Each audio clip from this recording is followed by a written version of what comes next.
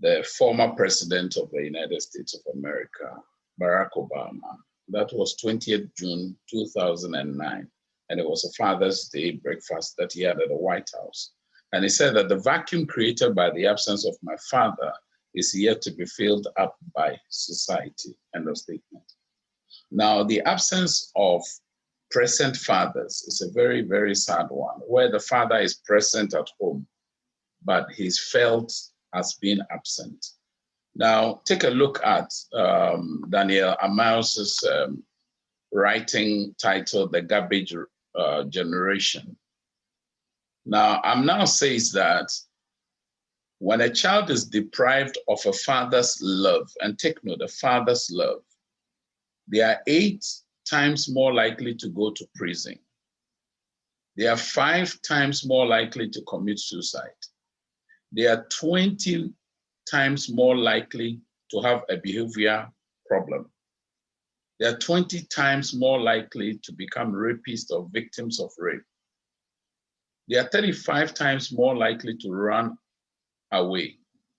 They are 10 times more likely to abuse chemical substances. They are 9 times more likely to drop out of high school. They are 33 times more likely to be seriously abused. They are 73 times more likely to be fatally abused. And on an average, they have a 4% higher mortality rate. And then on an average, 72% lower standard of living.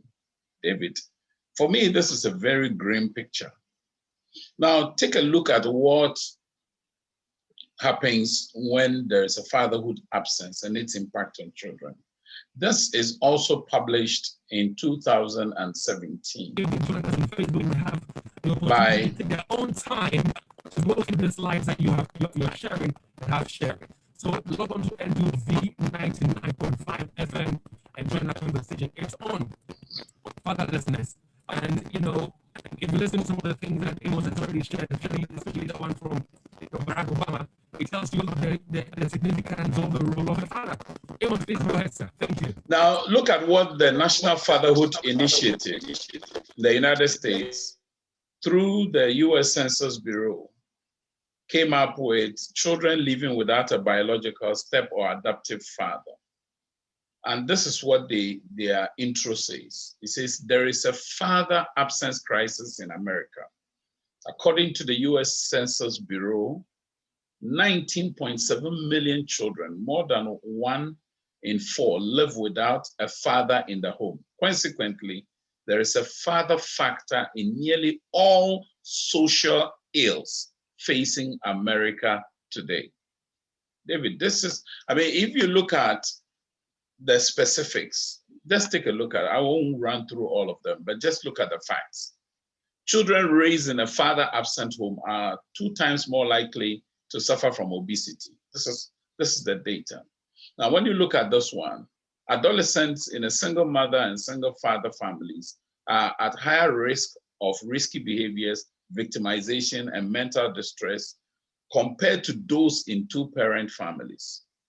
Just look at this. The absence of a biological father contributes to increased risk of child maltreatment. Now, just take a look at this one here. The 3 US cities with the highest number of children in absent father homes are Wilmington, Detroit, and Birmingham. Look at this, 63.5, 63.3, 61.5. So it gives you an idea, and the data goes on and on. You look at children without a dad, 1 out of 4 children without it. Just look at this, 23.6% of children, that is 17.4 million at that time when they did this census in 2015. And you can go on, and the data is there, those who go to prison and all that. So this gives us an idea what it is that becomes the significant contribution fathers make. Just look at this one. Men with absent fathers are more likely to become absent fathers themselves. And women with absent fathers are more likely to have children with absent fathers. For me, if we want to preserve the home, we want to preserve our communities, our society, as a nation, we've got to pay attention to these data, because finding data in this country is a little difficult when it comes to these matters. Children who live with their dads do better in school. And look at this one, 19.5 million children, more than 1 in 4, live without a father in the home. I mean, these things are things that we need to address as a society. Boys have fewer behavior problems and girls have fewer psychological problems when they have an involved dad. So it's not just a father figure in the house, but a father who is engaging, a father who is involved. Now, infant death within the first 28 days of life in 4 times more higher than those with absent fathers, than those with involved fathers. So it is important that as a community or persons, we look at these data and let it speak to us. And I'll just let it roll with our comment. Now, the question would be, who is raising the next generation? For us to be able to face the fatherlessness, it's important to look at what is happening around us. The first one has to do with the authoritarian father or parent. Now, this is a parent who tends to be very strict and they are very cold towards the children. They only do a one-way communication. Everything is coming from the dad or the mom. But since we are focusing on fatherlessness, now you may be present, but you are absent because you're becoming an authoritarian in the lives of your children. And there's a need for us. We may need it at certain times, but it shouldn't be what outrightly controls the home. The second one, authoritative parent or authoritative father or father figure. This is the parent who is strict, warm at the same time. When you contrast it to the previous one, he is strict, but they are cold. And they only practice one-way communication. Daddy gives instruction, instruction, instruction. Now, contrasting that with the authoritative one, the authoritative discusses and explains things, especially the rules of engagement. Now, the third one is the permissive pattern that we have.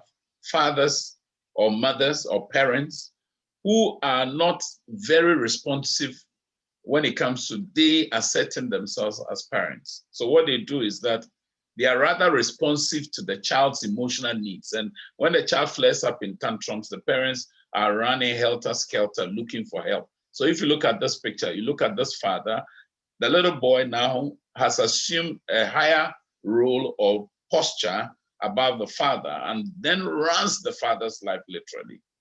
And these parents don't set limits for the children. So the children are completely haywire. They just going berserk. And there are no limits for them. And these parents are not, even where there are boundaries, they are not able to enforce the boundaries. Now, then follows this to the laissez-faire parents, which is a French word for sitting aloof or being armchaired. Now, these parents are very busy with many things, but they are not involved. I mean, this French term is to let people do as they please. There are fathers who are actually letting their children do as they please. And that cannot be helpful for the child. It is said that whoever loves the child's destruction must leave them to themselves. Now, you teach the children that all emotions are accepted if you do that, no matter how the child behaves. So this child will be a sports child and they'll go out and begin to behave and they have this whole mindset and attitude of entitlement wherever they get to in life. And it's important that as adults and as parents, we paid attention to this. Then there is the democratic parent who tends to create a context and a setting where the children have a voice, the children can be heard, the children can be seen, the children are seen as stakeholders. They are not just beneficiaries of what it is that parents do. Now, this is very, very important for us as we talk about fatherlessness. Now, every father, indeed every parent, must pay attention to these 7 functions. The first one is a spiritual function. We are hearing now the rise of young men consulting mediums and charms and getting involved in esoteric practices. And many of it is simply because the parents don't provide them a spiritual foundation. Whatever faith you have, it's a spiritual foundation. And as a father, as a mother, as a parent, you have a spiritual function. The second one is you have a protective function. You have a responsibility to protect your children as a father. Now, there's something in Chi, especially when you go to Kumasi, you hear that a lot. Ejanum sunsum. Whenever, I haven't worked with young people for 3 decades and 1 year, anytime you see a young person who is wishy-washy, wobbling, very flippant, very, almost like a straw, you can be very sure 2 things are missing in their life. First is what I call Ejanum sunsum, the soul of the fathers, the spirit of the fathers. That's one. Then the second one is what I call the bowels of compassion of the mothers, or enanum abadayemo. You see, these 2 things provide stability for young people. So you need a janum sunsum, and you need enanum abadayemo, which is the bowels of compassion. These things have an ability to protect children from becoming vulnerable and being exploited around the places where they go. The third one is educative function. Parents have a responsibility to educate their children, to guide them, to provide formal, informal, non-formal, non-structured, structured educational interventions for the children. So you have a responsibility. Once you brought them into this world as a father, in curing the fatherlessness, you must take your role again, that function of educating your children. Now, the fourth one is recreational function. I remember those days, my father will crawl on all 4 legs, all 4 limbs, sorry, and will be on his back, and he'll be pretending to be horse, galloping, and we enjoyed it as children. Today, how many fathers are able to do that? Some fathers have even a maxim that says that if you play with your children, they will not respect you. When you are your crime ID, I grow better everyone.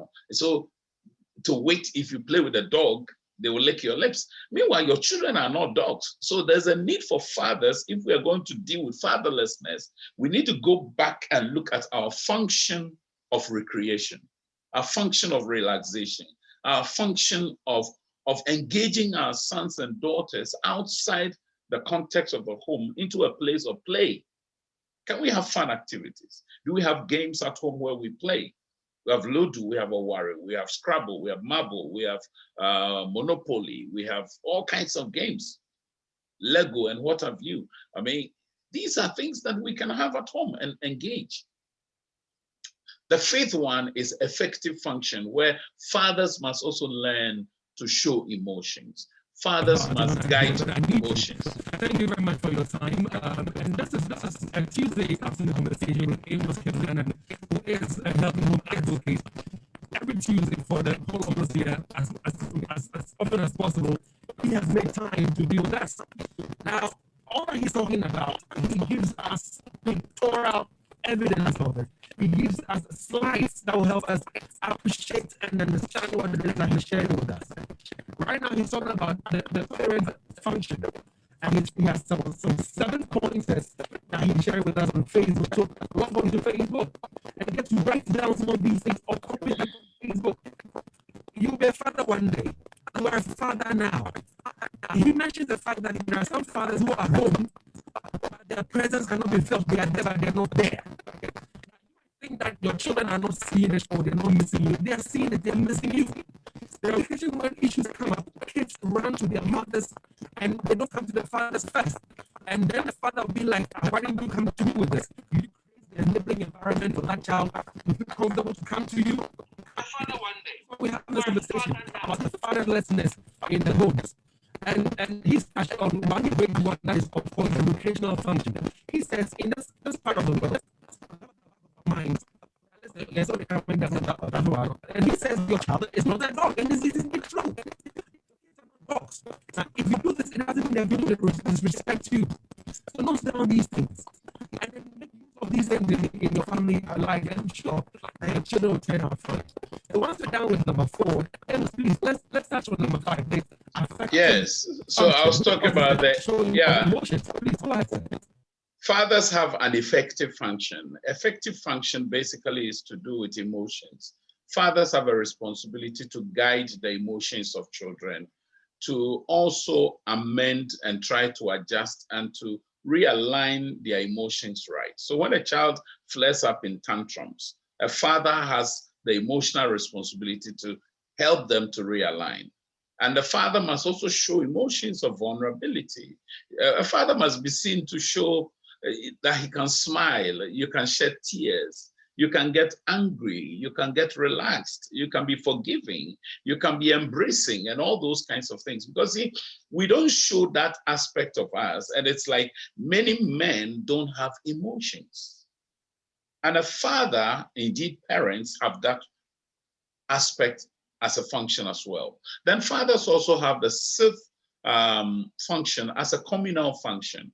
Communal function in the sense that the father has a responsibility to bring the family together. He has a responsibility to bring the community together.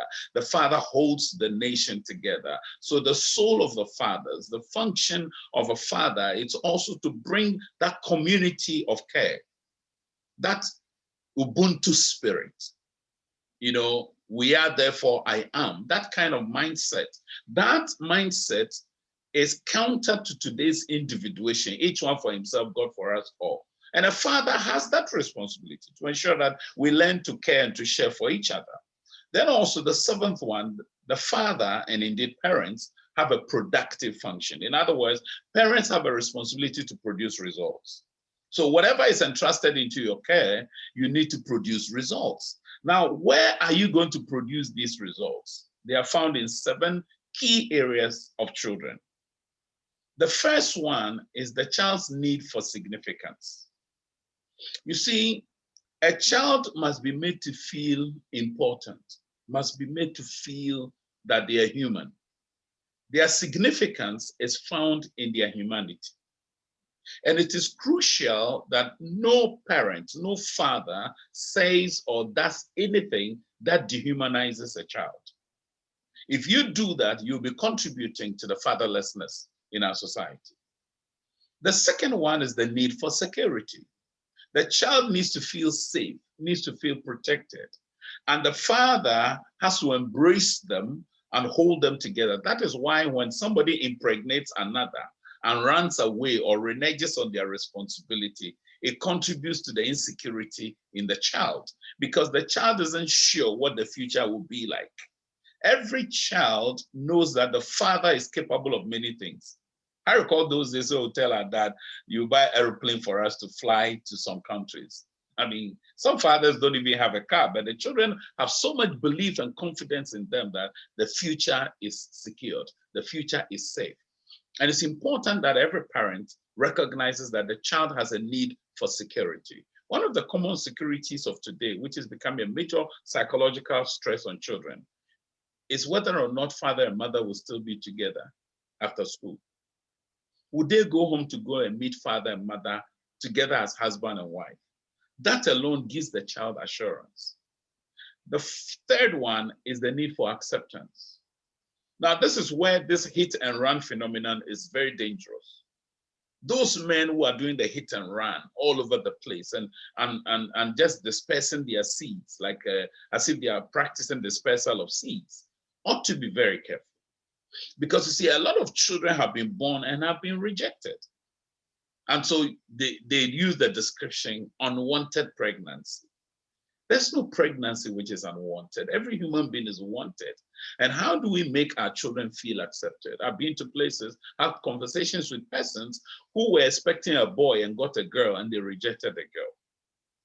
And the vice versa. Some are expecting a girl, they got a boy, and they are rejecting the boy. And sometimes even they try to dress the boy like a girl and dress the girl like a boy. I mean, you are refusing plainly out of your personal idiosyncrasies or arrogance as a parent to raise a child as you want it to be, not the way they came and packaged. The fourth one is every child needs praise. Sometimes it is easy for parents, me as a parent, to scold my children, to rebuke them, to reprimand them, than to reward them. Every child needs praise. Now, as a father, you've got to learn to praise your children as well. You've got to find the good things they're capable of doing, and then you affirm them. Number 5, sorry. Every child also needs to be loved. They need love and to be loved. Now, they must also learn to love other people. not in terms of a romantic gesture, but we teach them love. How best can they know love except to learn it from parents? And parents have a huge responsibility in this course, that they will be able to help their children to understand what love really is and how they love others and others love them in return. Then also number 6, which tends to be very, innocuous, and it tends to be quite a very heavy subject for a lot of individuals, because there are some individuals who only think of parenting in the sense of discipline.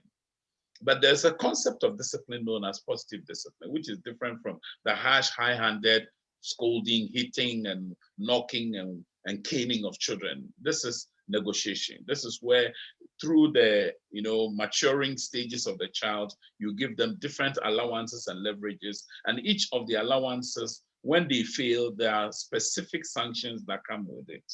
And that is positive discipline. Every child needs positive discipline, not negative discipline that is harsh, that destroys them, that dehumanizes them, that kills their initiative, that drives them into silence consistently, drives them into a state of psychiatric depression. No. That's not what a child needs. A child needs positive discipline.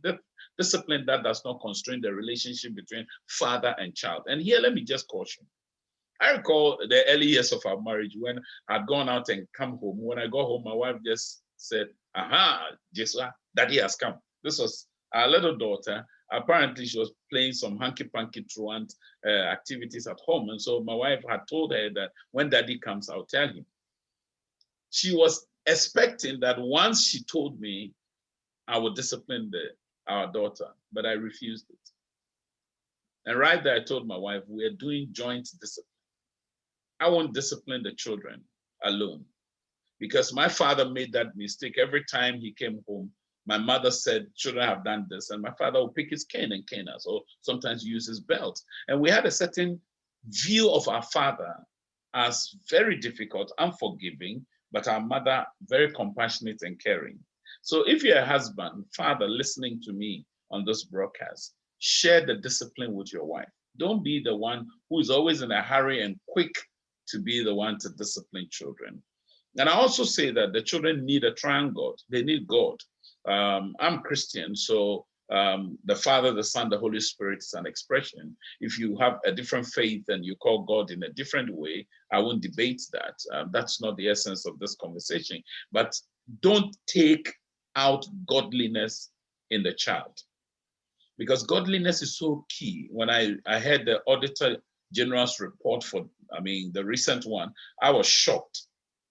And I am asking myself the questions.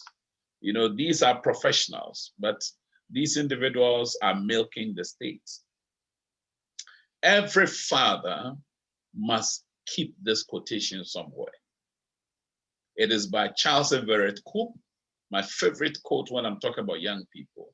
He was Surgeon General for the United States of America from 1981 to 1989. And he says, life affords no greater responsibility, no greater privilege than the raising of the next generation. Every man who is listening to me, who is at the sound of my voice within hearing range, life has offered you a responsibility that is greater than all others. Life has offered you a privilege that is greater than all others. And guess what it is? It is the raising of the next generation. Some of you, your activities are going to raise the next generation of boys and girls. And this will require you to take the raw clay that has been given you. This raw clay must go through a process, and that is fathering, that is parenting, like the person who sits and molds the clay. And we are hoping we will raise them into beautiful porcelains. But it starts with an ugly looking, rough, not so smooth clays. And this clay must go through a process at the wheel, and we turn it. Sometimes it doesn't turn out well, sometimes it turns out well. But whatever it is, the end product is what we are looking at. Every man, every father must have this in their heart. You've got to have a joy where you don't miss mentoring moments.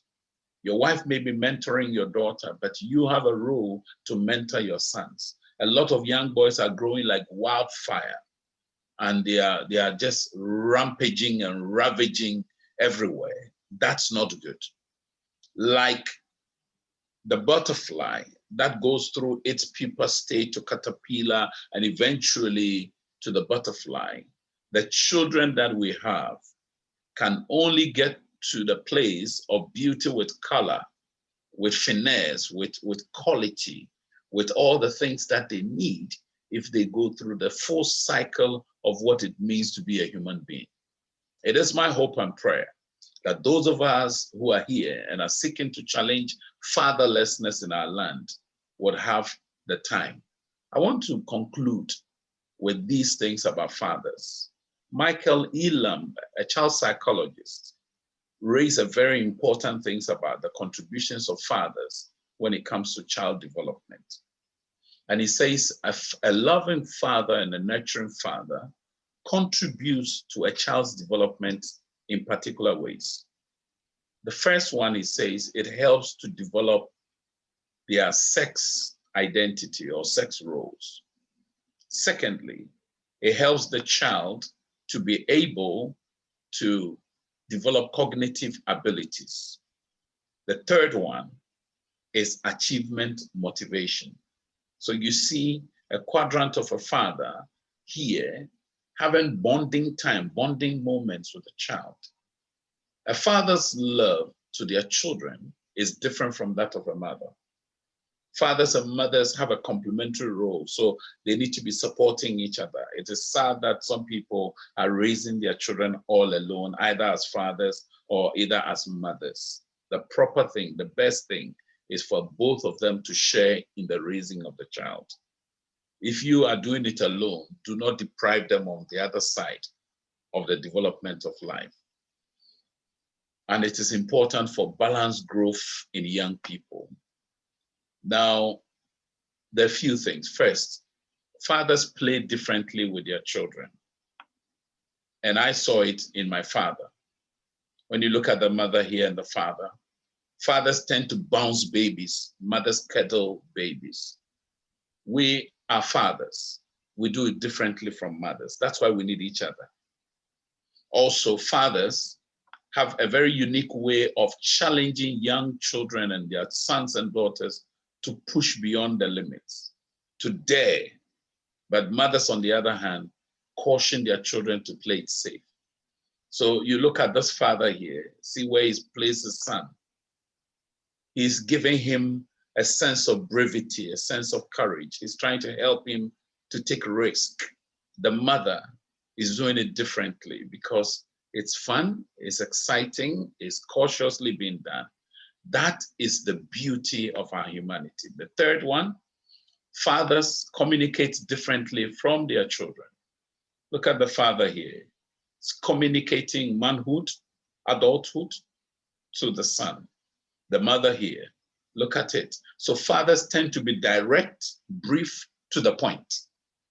Fathers don't go around, plenty, color. No, they don't have the time. Mothers, on the other hand, are often very descriptive. They are very personal and verbally encouraging. And that is the beauty of parenting.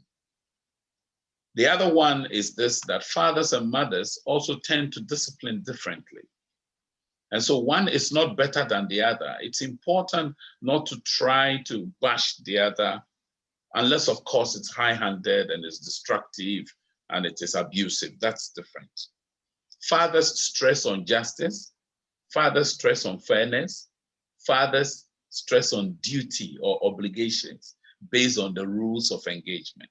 Mothers, on the other hand, they stress things like sympathy, care, help, based on relationships. So we need both father and mother, and that is why we do the children a great disservice when our arrogance deprives them of both father and mother nurturing. Now you look at this. Fathers love their children differently from mothers.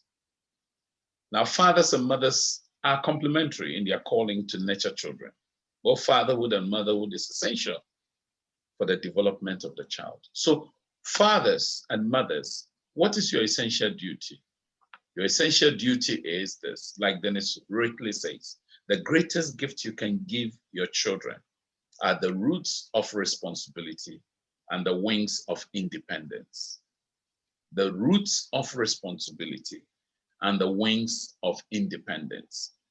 Ground them in the things they should know, the things they should be, the values they should internalize, and release them with the wings to fly, to be independent away from you. One day they will not be with you.